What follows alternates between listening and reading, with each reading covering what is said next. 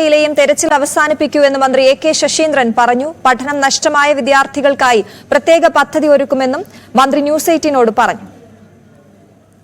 M G Mithun ചേരുന്നു കൂടുതൽ വിവരങ്ങളുമായി. മിഥുൻ, 8ാം ദിവസത്തിലേക്ക് കടന്നിരിക്കുന്നു. ദുരന്തം നടന്നിട്ട് ഇത്രയും നാളുകളായിരിക്കുന്നു, ഒരാഴ്ച പിന്നിട്ടിരിക്കുന്നു. തെരച്ചിൽ ഇപ്പോഴും പൂർണ്ണതോതിൽ തന്നെ നടക്കുന്നു എന്ന് വേണം പറയാൻ. ഇന്നിപ്പോൾ സൺറൈസ് വാലിയിലുള്ള തെരച്ചിൽ അത് തന്നെയാണ് ഏറ്റവും ശ്രദ്ധ കേന്ദ്രീകരിക്കുന്നത്. എന്തൊക്കെയാണ് വിവരങ്ങൾ?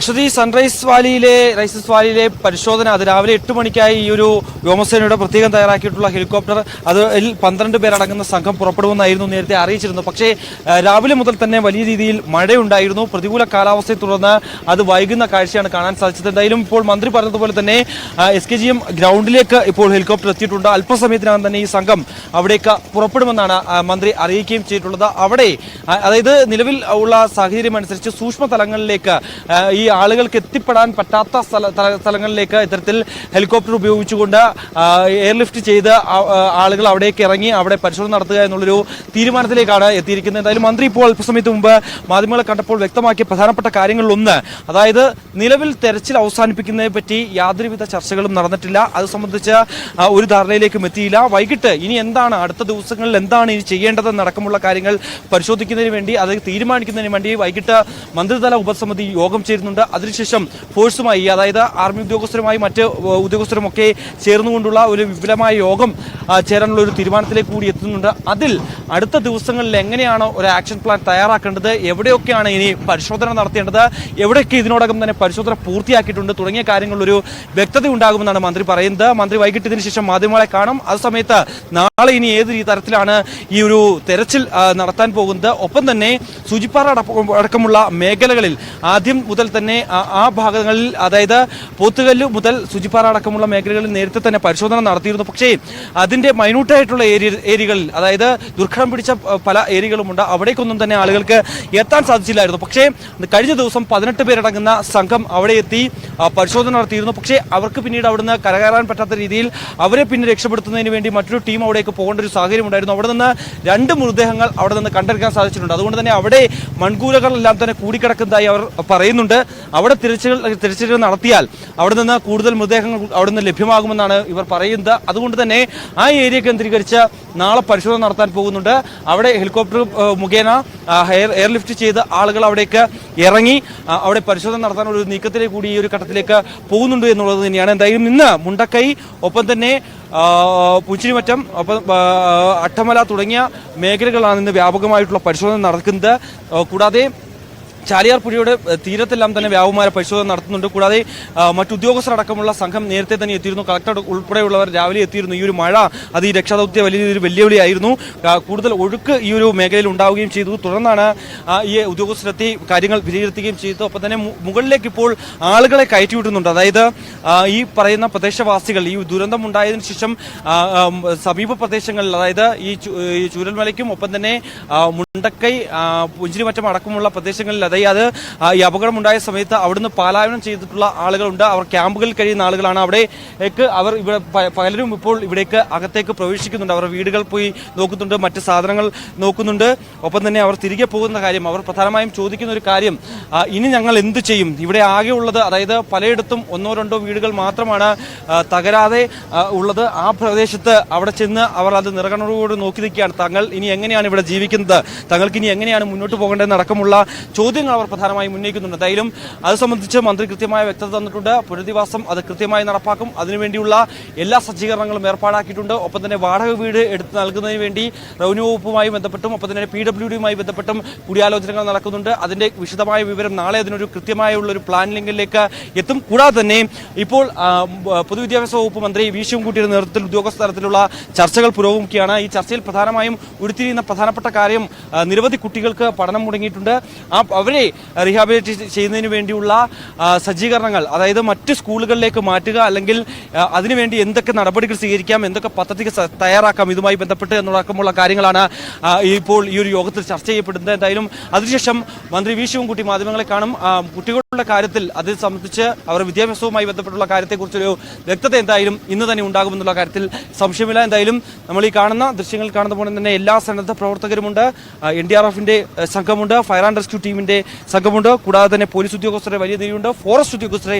പ്രത്യേകിച്ച് ഈ ദുരന്തം ഉണ്ടാകുമ്പോൾ ആദ്യം ഈ ദുരന്തമുഖത്തേക്ക് എത്തി പലരെയും കൈപിടിച്ച് അവിടെ നിന്ന് പലായനം ചെയ്യാൻ, പലരെയും രക്ഷപ്പെടുത്താൻ, നൂറുകണക്കിന് ആളുകളെയും രക്ഷപ്പെടുത്താൻ നേതൃത്വം നൽകിയ ടീമാണ് ഈ പറയുന്ന ഫോറസ്റ്റ് ഉദ്യോഗസ്ഥർ. അവരടക്കം ഇപ്പോഴും ക്യാമ്പ് ചെയ്യുന്നുണ്ട്. ഒപ്പം തന്നെ നമ്മൾ നേരത്തെ തന്നെ കാണിച്ചതുപോലെ തന്നെ ഒരിക്കൽ കൂടി ആ ദൃശ്യങ്ങളിലേക്ക് പോകാം. ആ മുകളിൽ കാണുന്ന അവിടെ നിന്നാണ് ഈ ഒരു മല പൊട്ടി, അവിടെ നിന്ന് ഉരുൾ പൊട്ടി താഴേക്ക് വീഴുന്ന ആ പ്രദേശത്ത് നമ്മൾ പോയിരുന്നു. അത്രയും ഭീകരമായ ഒരു ദൃശ്യങ്ങളാണ് അവിടെ ഉള്ളത്. അവിടെ ഏറ്റവും ഒടുവിലുള്ളത് ആയിട്ടുള്ളത് ഒരു ഫോറസ്റ്റിന്റെ ഒരു ബോർഡാണുള്ളത്. അതിന് തൊട്ട് താഴെ ഒരു ആദിവാസി കുടുംബമുണ്ട്. ആ ആദിവാസി കുടുംബത്തിലെ അംഗങ്ങളെയും ഒരു കൊച്ചുകുട്ടിയെ ഉൾപ്പെടെ ഫോറസ്റ്റ് ഉദ്യോഗസ്ഥർ അവിടെ നിന്ന് രക്ഷപ്പെടുത്തി അവിടെ നിന്ന് കൊണ്ടുവരുന്ന ദൃശ്യങ്ങളൊക്കെ നമ്മൾ കാണുകയും ചെയ്തു. എവരെയും കരളലിയിപ്പിക്കുന്ന, കണ്ണ് നനയിപ്പിക്കുന്ന തരത്തിലുള്ള ദൃശ്യങ്ങളായിരുന്നു അത്. അതിന് തൊട്ട് താഴേക്ക് ഏകദേശം കുടുംബങ്ങളുണ്ടായിരുന്നു. ആ കുടുംബങ്ങളെല്ലാം തന്നെ ഒലിച്ചു പോകുന്ന ഒരു സ്ഥിതിവിശേഷം. അങ്ങനെ പൂർണ്ണമായും ഒരു രണ്ട് ഗ്രാമങ്ങൾ മുഴുവനായി ഒലിച്ചുപോയ അത്രയും ഒരു ദുഃഖം നിറയുന്ന ഒരു സ്ഥിതിവിശേഷം. എന്തായാലും ഈ ഒരു ക്യാമ്പിൽ കഴിയുന്ന ആളുകൾക്കും ഒപ്പം തന്നെ നിരവധി പേർ ഹോസ്പിറ്റലിൽ കഴിയുന്നുണ്ട്. അവർക്കും തന്നെ ഇതിൽ നിന്ന് ഇനിയും മുക്തി വന്നിട്ടില്ല, അവർക്ക് കരകയറാൻ സാധിച്ചിട്ടില്ല. ഈ ഒരു ഷോക്കിൽ ഇപ്പോഴും അവർ കഴിയുകയാണ്. അവരിപ്പോഴും ഓർത്തെടുക്കുന്നില്ല. പലരോടും ചോദിക്കുന്നുണ്ട്. കാരണം നിലവിൽ സർക്കാരിന്റെ കണക്കനുസരിച്ച് ഏകദേശം 160ഓളം പേരെയാണ് ഇനി കണ്ടെത്താനുള്ളത് എന്നാണ് സർക്കാർ പറയുന്നത്. പക്ഷേ ഇവർ പറയുന്നതനുസരിച്ച് അത് ആ സംഖ്യയല്ല, അതിലും മുകളിലുണ്ട്. പലരും ഇപ്പോൾ ഈ വീട്ടുകളിലേക്ക് ഒക്കെ വരുന്നുണ്ട്. അവരോടൊക്കെ നമ്മൾ ചോദിക്കുമ്പോൾ അവർ തന്നെ വ്യക്തമാക്കുന്ന കാര്യം, ഈ പല ലയങ്ങളുണ്ടായിരുന്നു, എസ്റ്റേറ്റിന്റെ ലയങ്ങളുണ്ടായിരുന്നു, റിസോർട്ടുകളുണ്ടായിരുന്നു. ഇവിടെയൊക്കെ നിരവധി അതിഥിത്തൊഴിലാളികൾ ഉണ്ടായിരുന്നു. അവർ താമസിക്കുന്ന ഇടങ്ങളായിരുന്നു എസ്റ്റേറ്റ് ലയങ്ങളിൽ. അവിടെയൊക്കെ എത്ര പേരുണ്ടായിരുന്നതടക്കമുള്ള കണക്കുകളില്ല. ഒപ്പം തന്നെ നിരവധി ഇവർ പറയുന്ന രീതിയിൽ കൂടുതൽ കുടുംബങ്ങൾ അവിടെ താമസിച്ചിരുന്നു. ഒത്തിരി അധികം വീടുകൾ ആ പ്രദേശങ്ങളിൽ ഉണ്ടായിരുന്നു. ഇവിടെയൊക്കെ എത്ര പേരുണ്ട് എന്നുള്ള അടക്കമുള്ള കാര്യങ്ങളെക്കുറിച്ചാണ് ഇനി അന്വേഷിക്കുന്നത്. അത് കേന്ദ്രീകരിച്ചുള്ള അന്വേഷണം നടക്കുന്നുണ്ട്. എന്തായാലും നിലവിൽ രക്ഷാപ്രവർത്തനം, ഈ ഒരു തെരച്ചിലടക്കമുള്ള കാര്യങ്ങൾ വ്യാപകമായി തന്നെ പുരോഗമിക്കുകയാണ്. അശ്വതി, അതാണ് മിഥുൻ സൂചിപ്പിച്ചതുപോലെ പതുക്കെ വയനാട്ടുകാർ അവരുടെ ഇപ്പോഴുള്ള യാഥാർത്ഥ്യം ഉൾക്കൊള്ളുകയാണ് എന്നുള്ളതാണ്. അതുകൊണ്ട് തന്നെയാണ് ക്യാമ്പിൽ നിന്നും പതിയെ അവർ അവരുടെ വീടുകളിലേക്ക് എത്തുന്നത്, അല്ലെങ്കിൽ വീടുകൾ എങ്ങനെയെന്ന് കാണാൻ, ആ സ്ഥലം ഒന്നുകൂടി കാണാൻ, ആ രാത്രി എല്ലാം നഷ്ടപ്പെട്ട ആ രാത്രിയിൽ ഇറങ്ങി ഓടിയ ശേഷം അവിടേക്ക് മടങ്ങിയെത്തുന്നവരുടെ കാഴ്ചയാണ് അവിടെ നിന്നും നമുക്ക് കാണാൻ സാധിക്കുന്നത് എന്നുള്ളതാണ്. മിഥുൻ അവിടെ നിന്നും തരുന്ന വിവരങ്ങൾ. ഡാൻ കുര്യൻ കൂടി ചേരുന്നു. ഡാൻ ഇപ്പോൾ എവിടെയാണുള്ളത്? അവിടെ നിന്ന് തരാൻ കഴിയുന്ന വിവരങ്ങൾ, കാഴ്ചകൾ എന്തൊക്കെയാണ്?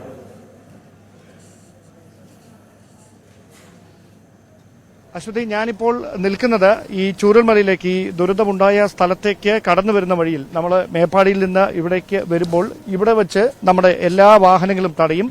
രക്ഷാദൌത്യത്തിൽ ഏർപ്പെട്ടിരിക്കുന്ന ഉദ്യോഗസ്ഥരുടെ വാഹനങ്ങൾ ഒഴികെ ഒരു വാഹനങ്ങളും ഇവിടെ നിന്ന് മുമ്പിലേക്ക് കയറ്റിവിടുകയില്ല. ഇപ്പോൾ ഈ ദൃശ്യങ്ങളിൽ കാണുന്നിടത്ത് പോലീസ് ബാരിക്കേഡുകൾ തീർത്തിരിക്കുകയാണ്. ആ ബാരിക്കേഡിനപ്പുറത്തേക്ക് ഒരു നിരോധിത മേഖല പോലെ അങ്ങനെയാണ് പോലീസിന്റെ ദൌത്യം പുരോഗമിച്ചുകൊണ്ടിരിക്കുന്നത്. ഇവിടെ വെച്ച് മുഴുവൻ ആളുകളും രക്ഷാദൌത്യത്തിൽ ഏർപ്പെടുന്ന ഉദ്യോഗസ്ഥരുടെ വാഹനങ്ങൾ ഒഴികെ മറ്റെല്ലാ വാഹനങ്ങളും ഇവിടെ വെച്ച് തിരികെ വിടും. അതിനുശേഷം ഐഡന്റിറ്റി കാർഡുകൾ പരിശോധിച്ചതിന് ശേഷമാണ് ഇവിടെ നിന്ന് മാധ്യമപ്രവർത്തകരെയും അതോടൊപ്പം രക്ഷാദൌത്യത്തിന്റെ ഭാഗമായി ഇവിടേക്ക് എത്തുന്ന ആളുകളെയും അടക്കം കയറ്റിവിടുന്നത്. നമുക്കറിയാം ഈ ഇവിടേക്ക് മന്ത്രി എത്തുകയാണ്. ആരാണ് എന്ന് അറിയില്ല. മന്ത്രി ഒരുപക്ഷേ മന്ത്രി സജി ചെറിയൻ പോലീസിന്റെ സുരക്ഷയിൽ ഈ അപകടം നടന്ന സ്ഥലത്തേക്ക് പോകുകയാണ്. ഒരുപക്ഷെ അവിടെ വെച്ച് അദ്ദേഹം മാധ്യമങ്ങളെ കണ്ടേക്കാം. ഈ പോയിന്റിൽ ഇത്തരത്തിൽ സർക്കാരിന്റെ പ്രതിനിധികളായി എത്തുന്ന ഉന്നത ഉദ്യോഗസ്ഥർ, അതോടൊപ്പം മാധ്യമപ്രവർത്തകർ, അങ്ങനെ വളരെ നിയന്ത്രിത അളവിൽ മാത്രമേ ആളുകളെ ഇവിടേക്ക് കയറ്റിവിടുന്നുള്ളൂ. ഇവിടെ നിന്ന് അങ്ങോട്ട് ഈ ദുരന്തം നടന്ന മിഥുൻ അല്പസമയം മുമ്പ് സംസാരിച്ച ആ സ്ഥലം വരെ ആ ദയനീയമായ കാഴ്ചകൾ കാണുന്നതിന് വേണ്ടി മറ്റ് സ്ഥലങ്ങളിൽ നിന്നടക്കം നിരവധി ആളുകൾ എത്തിക്കൊണ്ടിരിക്കുകയായിരുന്നു. അങ്ങനെ അധികമായി ആളുകൾ ഇവിടേക്ക് എത്തിയാൽ അത് രക്ഷാദൌത്യത്തെ ദോഷമായി ബാധിക്കുമെന്നൊരു വിലയിരുത്തലിന്റെ പശ്ചാത്തലത്തിലാണ് ഇവിടെ കർശനമായ ഒരു നിയന്ത്രണങ്ങൾ ഏർപ്പെടുത്തിയിരിക്കുന്നത്. ഈ പോകുന്ന വഴികളിലെല്ലാം നമുക്ക് കരളലിയിപ്പിക്കുന്ന കാഴ്ചകൾ തന്നെയാണ്. കാരണം മുഴുവൻ ചെളിയും മണ്ണുമാണ്.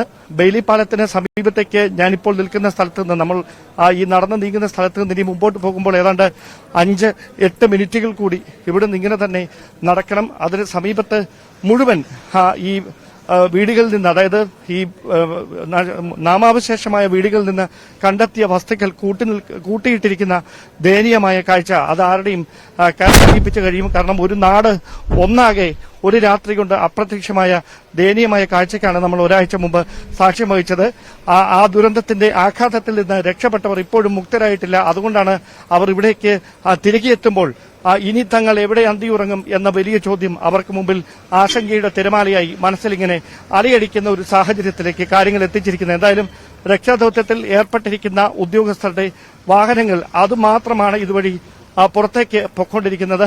എടുത്തു പറയേണ്ടുന്ന കാര്യം, നമുക്കിപ്പോൾ ലഭ്യമാകുന്ന വിവരങ്ങൾ അനുസരിച്ച് ഈ റെസ്ക്യൂ ടീമിന്റെ സ്പെഷ്യൽ ഓപ്പറേഷൻസ് ഗ്രൂപ്പുമായി SKMJ ഗ്രൌണ്ടിൽ നിന്ന് പുറപ്പെട്ട ഹെലികോപ്റ്റർ ആദ്യ സംഘത്തെ എയർലിഫ്റ്റ് ചെയ്ത് കഴിഞ്ഞിരിക്കുന്നു. അവർ സൂചിപ്പാറയിലെ സൺറൈസ് വാലിയിൽ ഇറങ്ങിയിരിക്കുകയാണ്. രക്ഷാദൌത്യം അതായത് അവിടെ നിന്ന് കൂടുതൽ മൃതദേഹങ്ങൾ കുടുങ്ങിക്കിടക്കുന്നുണ്ട് എന്ന് സംശയിക്കുന്ന സ്ഥലങ്ങളിൽ ആദിവാസി വിഭാഗത്തിൽപ്പെട്ട ആളുകളുടെ സഹായത്തോടെ വിശദമായ പരിശോധനകൾ നടത്തുന്നതിന് വേണ്ടിയിട്ടുള്ള നീക്കമായിരിക്കും അവിടെ അവർ നടത്തുകയെന്നാണ് ഉദ്യോഗസ്ഥർ അറിയിച്ചിരിക്കുന്നത്. എന്തായാലും ഞാനിപ്പോൾ നിന്ന സ്ഥലം മുതൽ ഇവിടേക്ക് ഇപ്പോൾ നമ്മൾ പ്രധാനമായി ബെയിലി പാലത്തിന് അടുത്തേക്കാണ് എത്തുന്നത്. ആ സ്ഥലം വരെ ഇതാണ് കാഴ്ച. ഇതിനു മുമ്പ് ഇങ്ങനെ ഈ ദുരന്ത നിവാരണ അതോറിറ്റി ഉദ്യോഗസ്ഥരും സൈനിക ഉദ്യോഗസ്ഥരും പോലീസും എല്ലാം ഒരുമിച്ച് നിൽക്കുന്ന സ്ഥലം, അങ്ങനെ നമ്മൾ ഈ ശബരിമലയിൽ ഈ മകരവിളക്കുമായി ബന്ധപ്പെട്ട് മറ്റും വാർത്തകൾ റിപ്പോർട്ട് ചെയ്യാൻ പോകുമ്പോൾ സുരക്ഷാ മുന്നൊരുക്കങ്ങളുടെ ഭാഗമായി എല്ലാ സേനകളും ഒരുമിച്ച് നിൽക്കുന്നത് കണ്ടിട്ടുണ്ട്. അതിനപ്പുറത്തേക്ക് ഇങ്ങനെയൊരു കാഴ്ച അത് ആരെയും കരളലിയിപ്പിക്കും. കാരണം കണ്ടാൽ മാത്രമേ മനസ്സിലാകുകയുള്ളൂ എന്താണ് ഇവിടെ സംഭവിച്ചത് എന്ന കാര്യം. നമ്മൾ ദൃശ്യങ്ങളിൽ കാണുന്നതിനപ്പുറമാണ്, വാക്കുകൾക്ക് അതീതമാണ് ഉണ്ടായ ദുരന്തം. ഈ പരിശോധന